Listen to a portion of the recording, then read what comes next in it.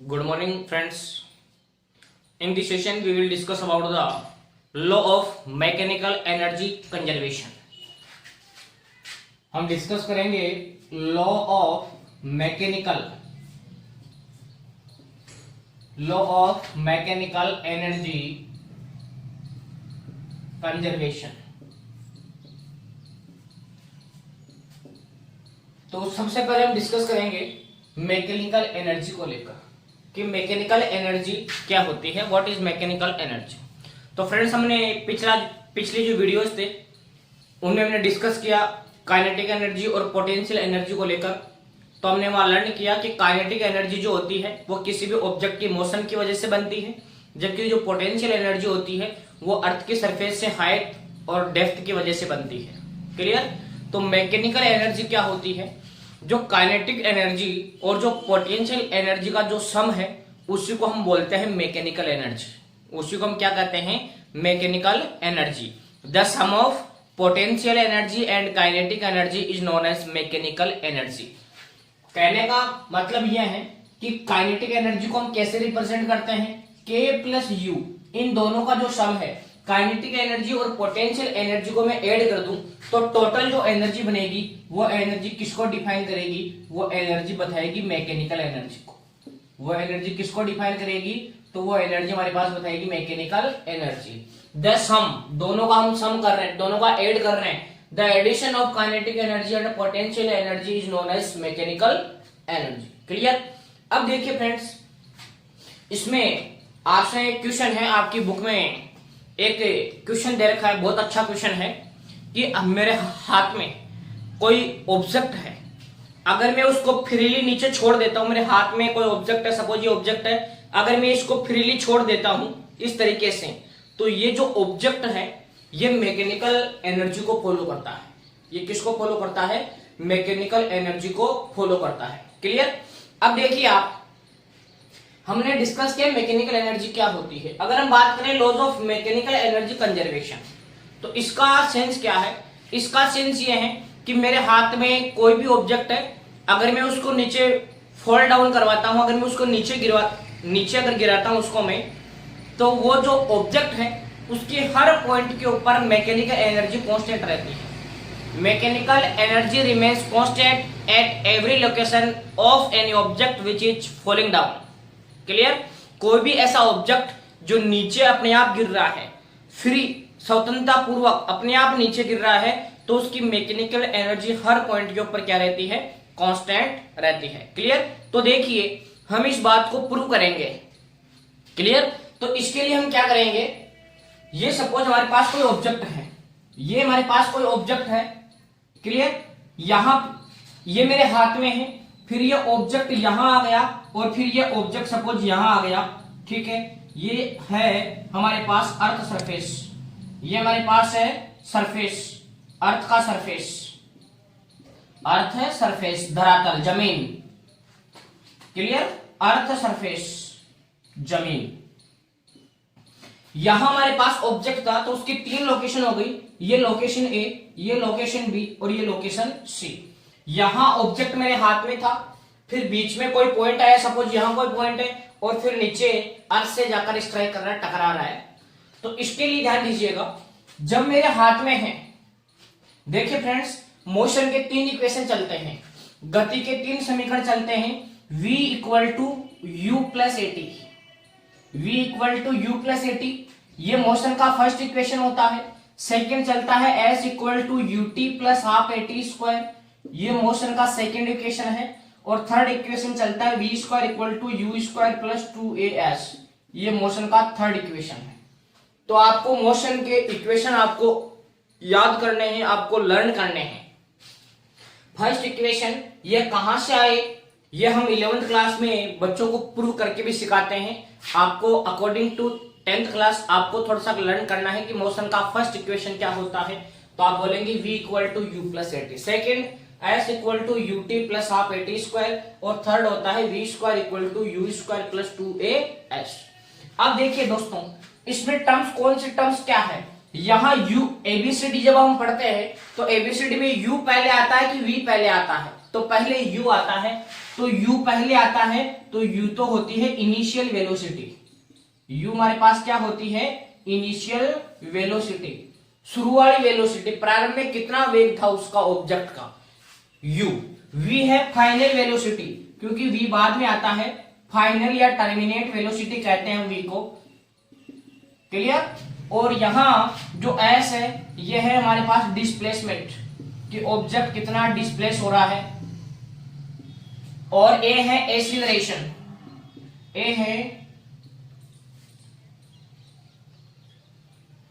है एक्सीलरेशन, और t है टाइम। क्लियर? तो जो भी टर्म्स आ रही है मैंने सबको डिफाइन कर दिया है कि कौन सी टर्म्स किसको रिप्रेजेंट कर रहा है।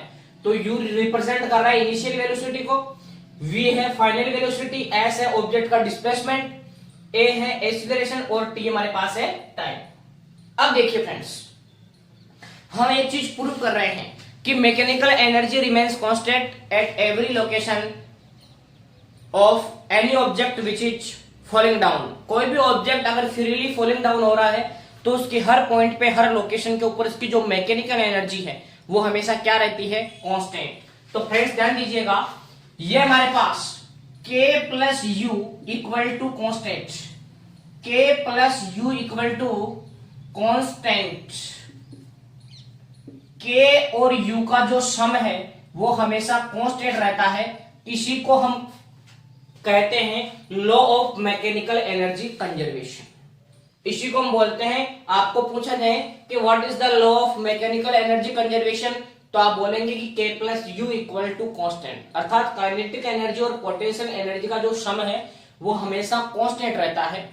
इसी को हम बोलते हैं law of mechanical energy conservation. अब इसको हम प्रूव करेंगे कि k प्लस यू कांस्टेंट रहता है या नहीं। इस चीज को हम प्रूव करने के लिए मैंने एक आपको आइडिया दिया कि मेरे हाथ में सपोज कोई बॉल है, ये पहले ए से बी पर आई और बी से कहां चली गई? सी पे, जहां जमीन पर जाकर टकरा रही है, अर्थ से स्ट्राइक कर रही है। तो इसके लिए मैंने क्या माना फ्रेंड्स, कि ये जो मेरे पास जो टोटल हाइट है, अर्थ से बॉल की जो टोटल हाइट है ये है कैपिटल H, ठीक है। और यहां से सपोज ए से बी के बीच का डिस्टेंस अक्स, तो आप मुझे बताएंगे फ्रेंड्स ये वाला डिस्टेंस कितना बचा। तो ऑब्वियसली आपको नजर आ रहा होगा कि ये हमारे पास डिस्टेंस बच गया कि टोटल H में से अगर मैं अक्स अगर लेस कर देता हूं तो ये हमारे पास बच जाएगा H माइनस अक्स। क्लियर? अब देखिए, जब ऑब्जेक्ट मेरे हाथ में था, ए पॉइंट पे था, मतलब मेरे हाथ में ऑब्जेक्ट है, मैं इसको कोई वेलोसिटी नहीं दे रहा हूं, मैं इसको ऐसे छोड़ रहा हूं मेरे हाथ से, बिल्कुल फ्री, ऐसे इसको वेलोसिटी नहीं दे रहा हूं, मेरे हाथ में है, इसे अपने आप फ्री फॉल हो रहा है, अपने आप गिर रहा है। क्लियर? तो देखिए, इसके लिए मतलब मैंने इसको कोई स्टार्टिंग में मैं इसको कोई वेलोसिटी नहीं दे रहा हूं, मैं इसको कोई स्पीड नहीं दे रहा हूं। तो पहले हम काइनेटिक एनर्जी पता करेंगे पॉइंट ए पे, और फिर पॉइंट ए पे हम पोटेंशियल एनर्जी पता करेंगे। पॉइंट ए पर दोनों एनर्जी हम पता करेंगे, दोनों को क्या करेंगे? हम ऐड करेंगे। तो हम सबसे पहले हम बात कर रहे हैं पॉइंट ए के लिए, पॉइंट ए। क्लियर? तो देखिए, पॉइंट ए के ऊपर पोटेंशियल एनर्जी क्या बनेगी? पोटेंशियल एनर्जी, तो पोटेंशियल एनर्जी का फॉर्मूला होता है U इक्वल टू mgh। लेकिन आप देखेंगे पॉइंट ए अर्थ से, देखिए दोस्तों, जो हाइट है वो हमेशा अर्थ के सरफेस से मेजर की जाती है। हाइट हमेशा अर्थ के सरफेस से मेजर की जाती है। तो बताइए पॉइंट ए अर्थ के सरफेस से कितने हाइट पर है? तो आपको नजर आ रहा है कैपिटल H। तो यहां इसकी पोटेंशियल एनर्जी बन गई friends U equal to mg capital H। अगर हम बात करें इसकी काइनेटिक एनर्जी को, तो काइनेटिक एनर्जी का फॉर्मूला होता है half mv square. Kinetic energy का फॉर्मूला होता है हाफ mv स्क्वायर। क्लियर? ये हमने U निकाला पॉइंट ए पे, और ये हमने K निकाला पॉइंट ए पे, kinetic energy at point A. Clear? Half mv square. अब बताइए फ्रेंड्स, हमने v क्या है? वेलोसिटी, कौन से पॉइंट के ऊपर? ए पॉइंट के ऊपर। तो बताइए, जब ऑब्जेक्ट जब पॉइंट ए पर था तो मैंने उसको कोई स्पीड दी क्या? नहीं दी, फ्री फॉल करवा रहा हूं मैं। मतलब v की वैल्यू कितनी है यहाँ पर? 0। v की वैल्यू कितनी है? 0। तो यहाँ पर ka की वैल्यू भी कितनी हो गई? 0। क्यों? क्योंकि यहाँ जीरो रखूंगा तो जीरो का जब मैं स्क्वायर करता हूं तो पूरी की पूरी टर्म ही क्या हो जाएगी? जीरो। तो के ए की वैल्यू कितनी आई? जीरो। तो देखिए टोटल एनर्जी कितनी आई हमारे पास? टोटल एनर्जी के ए प्लस क्या कह दूंगा मैं? U A. के ए प्लस यू ए। तो टोटल एनर्जी इक्वल टू के ए की वैल्यू तो जीरो और यू ए की वैल्यू है एम जी कैपिटल एच। तो हमारे पास इसकी टोटल एनर्जी बन गई friends m g capital H. इसको बोल दिया मैंने इक्वेशन नंबर फोर्थ। इसको इक्वेशन नंबर आप बोल दो फ्रेंड्स फोर्थ। क्लियर? अब देखिए ये हमने टोटल एनर्जी निकाल दी पॉइंट ए के ऊपर m g h. Total energy in the sense क्या हुआ? टोटल एनर्जी का मतलब हुआ मैकेनिकल एनर्जी। तो पॉइंट ए पर मैकेनिकल एनर्जी कितनी है? M g h. क्लियर? अब देखिए हम बात करते हैं फ्रेंड्स पॉइंट बी की। हम बात करेंगे पॉइंट बी की। तो पॉइंट बी पे पहले हम पता करेंगे यूबी पोटेंशियल एनर्जी। तो पोटेंशियल एनर्जी का फॉर्मूला होता है m g into height from the surface of the earth. तो बताइए पॉइंट बी की अर्थ के सरफेस से कितनी हाइट है? तो आपको क्लियर नजर आ रहा है डायग्राम में एच माइनस अक्स। तो इसकी हाइट है एच माइनस अक्स। तो ये क्या बन गया? बी पॉइंट पे पोटेंशियल एनर्जी क्या हुई? इसको अंदर मल्टीप्लाई कर दो, एम जी को ऐसे कर दो तो एम जी एच बीच में माइनस और फिर एम जी को अक्स से करेंगे तो ये बन जाएगा एम जी अक्स। इसको बोल दिया मैंने इक्वेशन नंबर 5। क्लियर? अब देखिए पॉइंट बी पर हमने पोटेंशियल एनर्जी पता की, इसी प्रकार हम पॉइंट बी पर क्या पता करेंगे फ्रेंड्स? काइनेटिक एनर्जी केबी। केबी तो काइनेटिक एनर्जी का फॉर्मूला बनेगा हाफ एम वी स्क्वायर। लेकिन यहां वी कौन से पॉइंट पर लेंगे हम? बी पॉइंट पर। कौन से पॉइंट पर फ्रेंड्स? हम लेंगे बी पॉइंट पर। क्लियर? अब देखिए बताइए बी पॉइंट पर वीबी, बी पॉइंट पर वीबी की वैल्यू जीरो तो नहीं होगी भाई? ए पर जीरो था, यहां पर मैंने वी ए लिखा था, ये वी ए पॉइंट पर वेलोसिटी जीरो थी क्योंकि मेरे हाथ में ऑब्जेक्ट था, मैं उसको छोड़ रहा था, मैंने उसको कोई स्पीड नहीं दी है। ठीक है? अब देखिए बी पॉइंट पर कुछ ना कुछ वेलोसिटी बनेगी कि नहीं बनेगी? इसके लिए मैं क्या करूंगा? मोशन का फर्स्ट जो इक्वेशन है इसके अंदर भी टाइम आ रहा है, इसके अंदर भी टाइम आ रहा है, तो मैं दोनों समीकरण यूज नहीं करूंगा। मैं केवल कौन से इक्वेशन का यूज करूंगा? मैं इक्वेशन नंबर 3 यूज करूंगा, v square equal to you square plus 2as। क्योंकि हमें ए से बी तक आने में कितना टाइम लगा वो टाइम पता नहीं करना है। टाइम वाले दोनों इक्वेशन छोड़ दो, इसके अंदर भी टाइम आ रहा है, इसके अंदर भी टाइम आ रहा है, आप थर्ड इक्वेशन यूज करो मोशन का। तो हम अप्लाई करते हैं friend, v square equal to you square plus 2as। ध्यान दीजिएगा, देखिए v स्क्वायर, v क्या है? Final velocity. v is the final velocity, मतलब फाइनल कौन से पॉइंट पर आ गए हम फ्रेंड्स आ गए ए पॉइंट से बी पॉइंट पे। तो फाइनल पॉइंट कौन सा हुआ? मैं बी पॉइंट की बात कर रहा हूं, इसका मतलब मैं बात कर रहा हूं friends B point in the sense क्या हुआ? मैं ए से बी की बात कर रहा हूं। पहले मैंने केवल पॉइंट ए की चर्चा की, फिर मैं ए से किसकी बात कर रहा हूं? बी की। आगे हम डिस्कस करेंगे ए से किसकी? सी की। तो ए से बी की जब बात करता हूं तो फाइनल पॉइंट तो कौन सा हुआ? बी, और इनिशियल पॉइंट कौन सा हुआ? ए। तो वी, ये वी का मतलब फाइनल तो मुझे कौन से पॉइंट पे पता करना है? बी पे। यू का मतलब मुझे पता करना था ये यू कौन से पॉइंट पे? ये ए पॉइंट पे। तो बोलो ए पॉइंट पर इसका इनिशियल वेलोसिटी कितना था? 0। तो 0 का स्क्वायर प्लस 2 ए है एक्सीलरेशन। एक्सीलरेशन होता है rate of change in velocity, velocity के अंदर कितना चेंज हो रहा है। और ये ए कब काम करता है? जब मैं खुद बाइक चला रहा हूं, मैं स्पीड को कम ज्यादा करता हूं, तब ए काम करता है। जैसे ये बॉडी है, जब ये मेरे हाथ से निकल गई, कोई भी ऑब्जेक्ट कोई भी बॉडी है जब मेरे हाथ से निकल गई, तो आप मुझे बताइए मैं इसकी स्पीड को कम ज्यादा कर सकता हूं क्या? नहीं कर सकता। तो फ्रेंड्स यहां ए काम नहीं करके यहां काम करता है जी, जिसको हम बोलते हैं ग्रेविटी।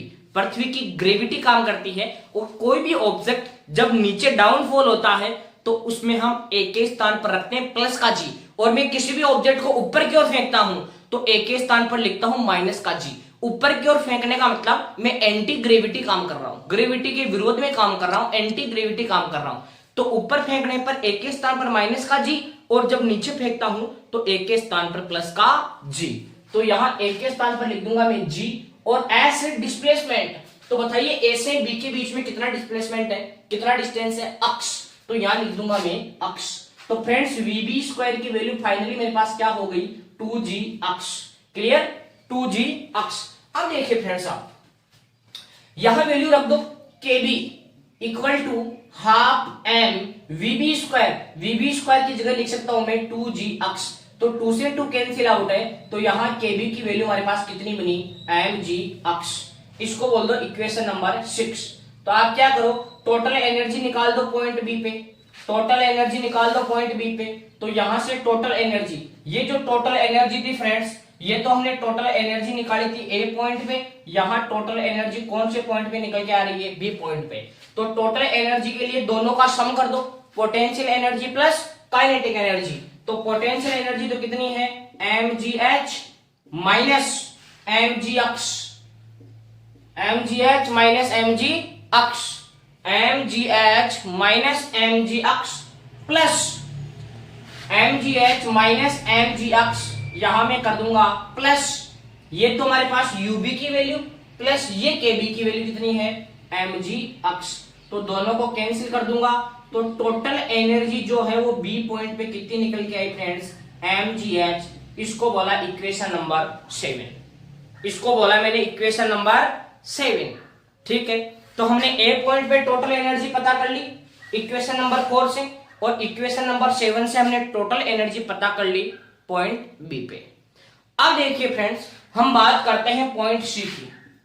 पॉइंट सी, पॉइंट सी मैं निकालता हूं पहले potential energy U C, potential energy at point C, C point पे पोटेंशियल एनर्जी। तो पोटेंशियल एनर्जी का फॉर्मूला होता है mg इनटू अर्थ के सरफेस से हाइट। तो देखिए पॉइंट सी अर्थ के ऊपर ही है क्या, तो क्या इसके लिए हाइट की वैल्यू 0 हो जाएगी, तो ये हमारे पास 0। तो यहां से यूसी की वैल्यू फ्रेंड्स कितनी आई, 0। यूसी की वैल्यू यहां से कितनी आई हमारे पास, 0। इसको बोलते हैं इक्वेशन नंबर 8। अब हम बात करेंगे केसी, काइनेटिक एनर्जी। इसका फॉर्मूला बनेगा half M V C square. Half M V square होता है, लेकिन यहाँ वी कौन से पॉइंट पे, सी पॉइंट पे। तो एक तरीके से हम फ्रेंड्स कहां आ गए, ए पॉइंट से कौन से पॉइंट पे आ गए हम, सी पॉइंट पे। ऐसे हमने चलना स्टार्ट किया था। ए हमारे पास इनिशियल पॉइंट था और सी हमारे पास फाइनल पॉइंट हुआ। तो देखिए ए से सी का बात कर रहा हूं मैं, तो वही मोशन का थर्ड इक्वेशन यूज करो, जैसा हमने यहां किया था वो यहां काम करो। V square equal to you square plus 2as, V square equal to you square plus 2as। अब देखिए वी तो कौन से पॉइंट पे, फाइनल, फाइनल पॉइंट कौन सा, सी। तो ये तो हमें पता करना है सी। यू है प्रारंभिक, स्टार्ट वाला, स्टार्ट में 0 का स्क्वायर प्लस 2 ए की जगह जी, नीचे आ रहा है ऑब्जेक्ट, और एस, एस है डिस्प्लेसमेंट। किसके बीच में साहब, ए और सी के बीच में। ए और सी के बीच में डिस्प्लेसमेंट कितना है टोटल, h। कितना डिस्टेंस है, h। तो हमारे पास बताइए फ्रेंड्स, वी सी स्क्वायर की वैल्यू कितनी बन गई, वी सी स्क्वायर की वैल्यू हमारे पास आ रही है 2gh। यहां से देखिए फ्रेंड्स, ये जो वी सी स्क्वायर है, इसको इधर ध्यान दीजिए। वी सी स्क्वायर, भाई 0 का स्क्वायर तो 0 ही होता है। तो वी सी स्क्वायर की वैल्यू हमारे पास कितनी आ रही है, 2gh। तो इसको मैं इधर लिख देता हूं, इसको मैं इधर लिख देता हूं वी सी स्क्वायर, ये टोटल हाइट एच थी, h। वी सी स्क्वायर की वैल्यू हमारे पास आई 2g कैपिटल h। अब मैं क्या करूंगा फ्रेंड्स, ये वी सी स्क्वायर की जगह 2gh लिख दूंगा। तो केसी इक्वल टू क्या बन जाएगा, केसी इक्वल टू बनेगा हाफ एम, और वी सी स्क्वायर की जगह लिख दूंगा 2gh, 2g कैपिटल h। तो 2 से 2 कैंसिल है, तो केसी की वैल्यू कितनी आई, mg कैपिटल h। क्लियर। अब देखिए मैं टोटल एनर्जी निकाल रहा हूं कौन से पॉइंट पे, सी पे। तो सी पे काइनेटिक एनर्जी तो कितनी है, सी पर काइनेटिक एनर्जी तो हमारे पास mgh, और पोटेंशियल एनर्जी कितनी है, 0। तो यहां से हमारे पास टोटल एनर्जी कितनी आई, mgh। इसको मैं कुछ नाम दूंगा, इक्वेशन नंबर इसको बोल दूंगा 9। इसको कह दिया मैंने इक्वेशन नंबर 9। अब देखिए फ्रेंड्स, ए पॉइंट पर टोटल एनर्जी कितनी है, ए पॉइंट पर टोटल एनर्जी है mg capital h, mg capital h। B point पर टोटल एनर्जी कितनी है, mg कैपिटल h, और सी पॉइंट पर टोटल एनर्जी कितनी है, सी पॉइंट के ऊपर टोटल एनर्जी कितनी है, टोटल एनर्जी कौन से पॉइंट पे, सी। तो यहां भी हमारे पास टोटल एनर्जी कितनी है, mgh। तो इक्वेशन 4 ध्यान दे फ्रेंड्स, इक्वेशन 7 और इक्वेशन नंबर 9 से आपको क्लियर नजर आ रहा होगा कि टोटल एनर्जी कितनी रह रही है, कांस्टेंट mg कैपिटल h। तीनों जगह टोटल एनर्जी की वैल्यू सेम निकल के आ रही है। यहाँ पॉइंट ए पर भी टोटल एनर्जी mgh, बी पर भी mgh और सी पर भी कितनी आ रही है, mg कैपिटल h। तो ये बात प्रूव होती है कि k plus you always remain constant. k plus you का जो सम है वो हमेशा क्या रहता है, कांस्टेंट रहता है। इसी को हम बोलते हैं law of mechanical energy conservation. तो आई होप कि फ्रेंड्स आपको ये अच्छे से क्लियर हुआ होगा। आप वीडियो को ज्यादा से ज्यादा अपने फ्रेंड्स के पास शेयर कीजिए और अगर चैनल पर नए हैं तो चैनल को सब्सक्राइब कीजिए और साथ ही साथ बेल आइकन प्रेस कीजिए ताकि आगे आने वाली वीडियोस का नोटिफिकेशन पहुंचे सबसे पहले आपके पास। Thank you.